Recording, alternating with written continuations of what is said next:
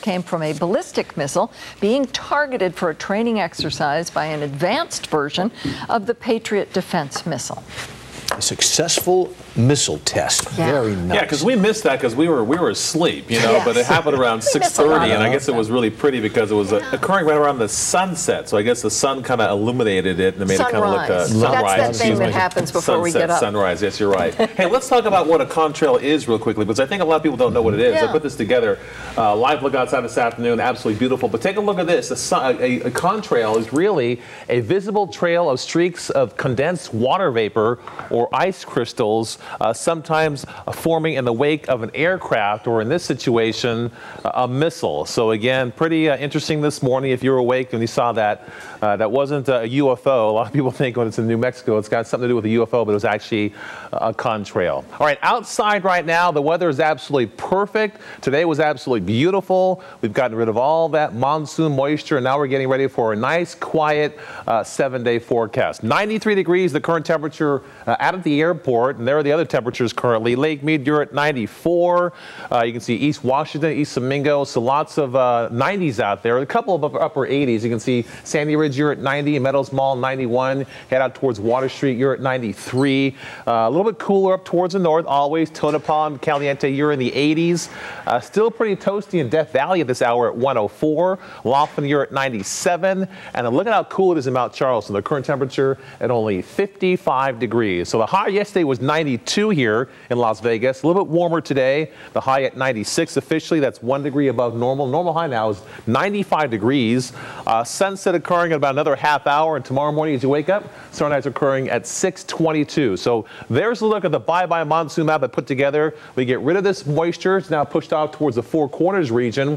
Why is it so dry now? Because the winds are coming out of the north and they're ushering in all this dry air. So that's why the 7-day forecast calls for it to be a lot quieter. Absolutely beautiful, lots of sunshine and highs right where we should be, kind of hovering in the mid to upper 90s. As far as the rest of the country, or so I'd say the rest of the nation, if you're heading down towards Texas, that's where we're going to see the rain here for another couple of days here. You got an air low pressure and a cold front. They're seeing thunderstorms right now on the radar, and you got this cold front extending all the way from the Midwest all the way down towards the southern plains here. And again, if you're heading over to where that's that area in the next couple of days, make sure you take the umbrella. Tonight will be absolutely perfect. Clear skies, a beautiful night. We'll drop down into the upper 60s and lower 70s by tomorrow morning. Your forecast for Friday, right where we should be. Normal high is 96. I'm forecasting a high of 96. And then there's the 7-day forecast. And there it is. The word dry is back in the forecast. Saturday, Sunday, Monday, highs in the upper 90s. Tuesday, Wednesday, and Thursday looking very nice. By the way, fall officially arrives on the 22nd. So this weekend, Saturday, fall will arrive a week from Saturday, and then we get rid of summer, and we guess we're in fall. There you go. Paula, back to you. Paul. Chris is here with sports. The one thing I haven't heard yet about these fights is pound for pound. Well, that's coming. Okay. That's coming. Fight week here in Las Vegas, of course. 2 big fights on tap. Who's got the biggest fight? Well, that depends on which promoter you ask, so we asked both of them. Plus, the real winners will be the Mexican fight fans. Here for one of the 2 big fight cards. More next here on 8 News Now.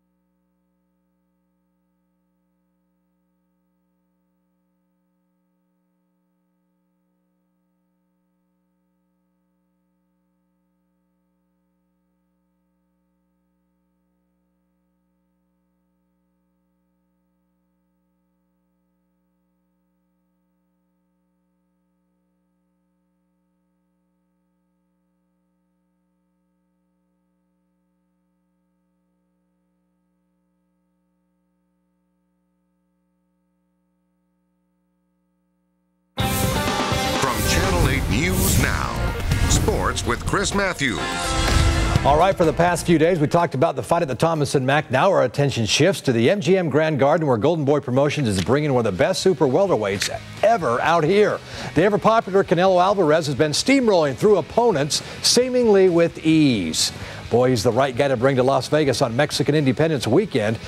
Fans are here to see Canelo Alvarez. They're also here to see Josesito Lopez. Lopez stunned Victor Ortiz and fought his way onto the big stage, so that fight is coming up on Saturday night. It could be a terrific showdown. Same with the one at the Thomas & Mack. There's never been two major fight cards here in Las Vegas on the same night.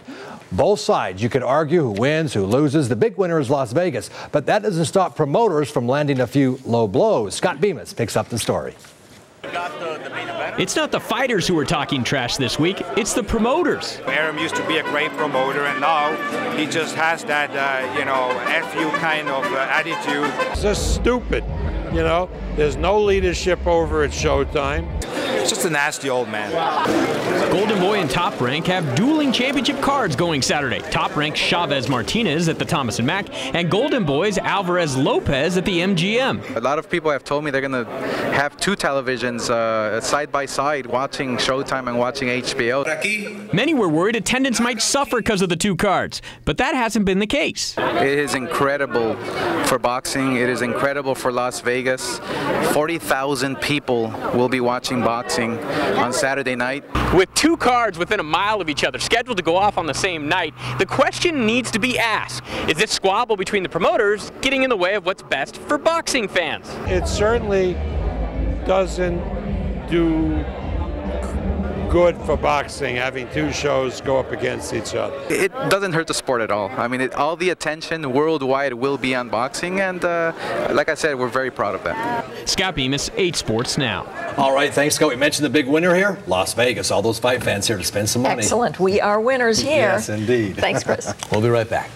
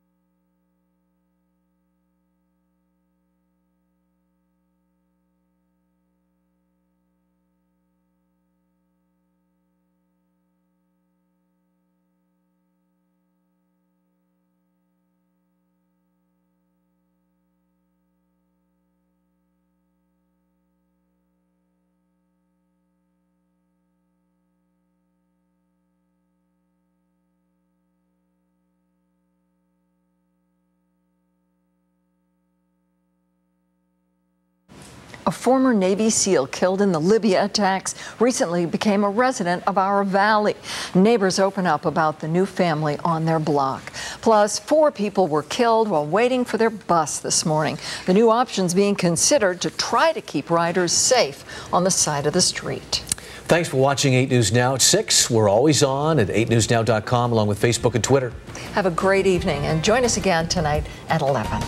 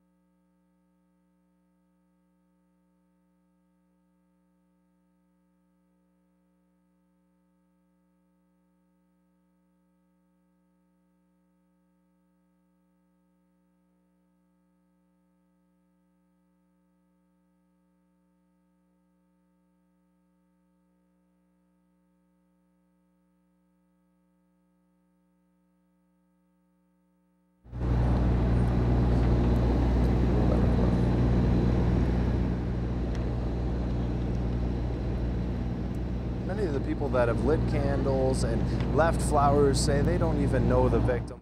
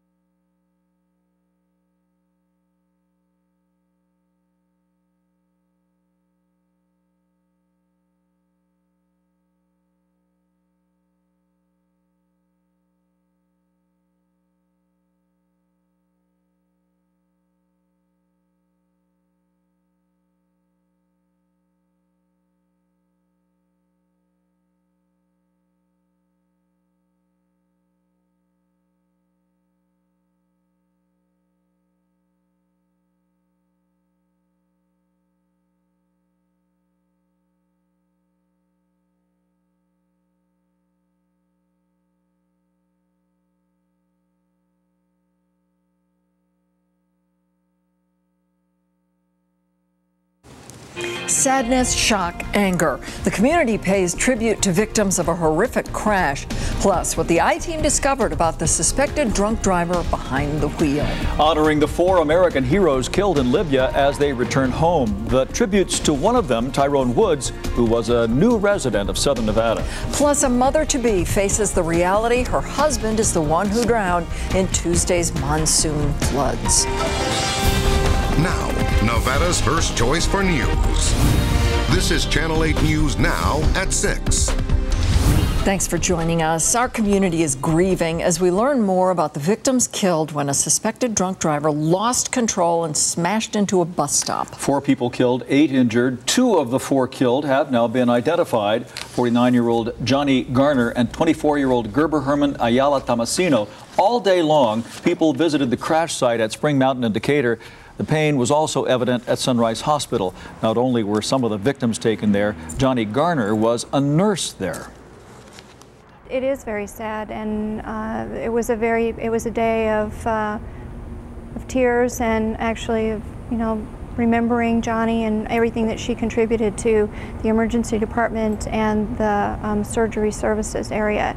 Sunrise employees are helping to raise money for Johnny Garner's family. A benefit is also set up in her name at Wells Fargo. One patient remains hospitalized at Sunrise Hospital in critical condition, and UMC is treating 2 in critical condition and 1 person who is listed now as fair. The violent deaths in the bus stop crash have saddened many Southern Nevadans. For some, though, it's a reminder of their own loss of a loved one in the past. Brian Brennan is at the makeshift memorial that's been steadily growing. Brian. Many of the people that have been leaving flowers and lighting candles say they don't even know the victims involved in this tragedy, but they say it reminds them of a personal loss. One woman we talked to says she plans on bringing a teddy bear down for her child that never got to know her grandmother. It brings it all back. I can tell you what I wore. I can tell you what the cop said. Robin Weinkoop was devastated when she heard about the bus stop crash, not because she knew anyone involved, but because of what it reminded her of. Just stick it out. You can pray for it to get better, but look, mine happened 4 years ago, and then one day this happens again, and now it's brought up to like yesterday. She says her mother was killed by a drunk driver while she was waiting for the bus in July of 2008. Wynkoop and others who have lost loved ones to drunk drivers say their hearts pour out to the families of the dead and injured from the recent tragedy. I know how many boxes of tissues they've gone through crying, and the pain, that pain in your heart, it's overwhelming. They say the worst part is knowing that there will always be people willing to get behind the wheel after drinking. They've been lucky. They think they can do it time after time. They've built up a very false sense of security. They see themselves as the exception to the rule, but one day that luck runs out. Leaders at Stop DUI say increased knowledge and information has brought down the number of DUI-related deaths over the last 30 years, but they say 1 is too many. In this day and age, there is no, and I mean no, not one valid excuse for driving under the influence. The information, the education, the awareness has been out there everywhere. Wynkoop says she'll never get over her mother being ripped away from her and never forgive people who refuse to stop drinking and driving. It's unexcusable. There's no logical reason other than stupidity. Leaders at Stop DUI say they want everyone to stop trying to estimate their blood alcohol level when they're out. They say if you must, have 1 drink and then wait an hour. They say everyone on the road should be 100% sober. Reporting live, Brian Brennan, 8 News Now. We're also learning more about the suspect of yesterday's horrific crash. 24-year-old Gary Hosey Jr. has been charged with 4 counts of DUI death and has now been booked into the Clark County Detention Center. Police say he was speeding and lost control, flying over the curb and demolishing the bus stop. The I-Team's Nathan Baca dug into the driver's arrest history. What'd you find out? Well, Hosey Jr. is now under arrest for one of Las Vegas's worst street crimes, but by all appearances, before that, he lived an unremarkable life here with few community connection and a growing arrest report. Now, it included marijuana possession, larceny, and lewd conduct. He spent a few nights in county jail. However, the DA's office never prosecuted him because they say there wasn't enough evidence in each case. Gary Hosey Jr. was pulled over for speeding last year. He was driving 45 in a 30 zone on Maryland Parkway. Hosey had a driver's license, just not a Nevada driver's license. A judge issued an arrest warrant when Hosey skipped his court date. Hosey showed up the second date, paid a fine, but never showed up to traffic school. Tomaskin Adam, or Tomas as his mother calls him, moved from San Diego to Las Vegas days before the crash. He was here to find work. Adam was childhood friends with most of the men in the car. His connection, however, with Hosey is unclear. Oh, this is an unforgettable incident. Certainly. So much loss of life. Thank you, Nathan. Thanks, Nathan. Well, a very somber moment in the nation's capital, too, as the 4 men killed in the Tuesday assault on the U.S. compound in Libya returned to American soil, and one of the men lived briefly in Henderson.